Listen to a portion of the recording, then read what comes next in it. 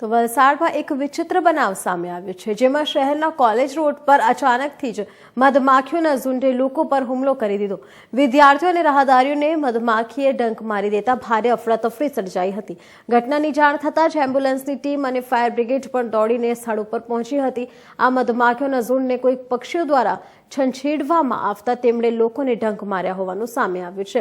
બનાવની જો વિગતવાર વાત કરીએ તો વલસાડની કોલેજમાં ભણતા વિદ્યાર્થીઓ જ્યારે કોલેજ રોડ પર હતા ત્યારે ત્યાં અચાનક જ મધમાખીઓના ઝુંડે હુમલો કર્યો અને અનેક વિદ્યાર્થીઓને મધમાખીએ ડંખ મારતા સમગ્ર વિસ્તારમાં દોડધામ મચી ગઈ હતી। પરિણામે ફાયર બ્રિગેડ અને એમ્બ્યુલન્સની ટીમો પણ દોડતી થઈ હતી। બનાવની વિગત મુજબ વલસાડની કોલેજના ગેટ નજીક એક ઝાડ પર મધમાખીઓનો મધપૂડો આવેલો હતો। તો આ જેમાં મધપૂડાની આજુબાજુ કોઈક મોટું પક્ષી ફરતું હોવાથી મધમાખીઓ છંછેડાઈ ગઈ હતી। જો કે મધમાખીના ઝુંડે આ રોડ પરથી પસાર થતા રાહદારીઓ પર પણ હુમલો કર્યા હતા। સાથે જ કોલેજમાંથી અવરજવર કરતા વિદ્યાર્થીઓ પર પણ મધમાખીઓ હુમલો કર્યો હતો, જેમાંથી 5 વધુ વિદ્યાર્થીઓને મધમાખીએ ડંખ માર્યા હતા।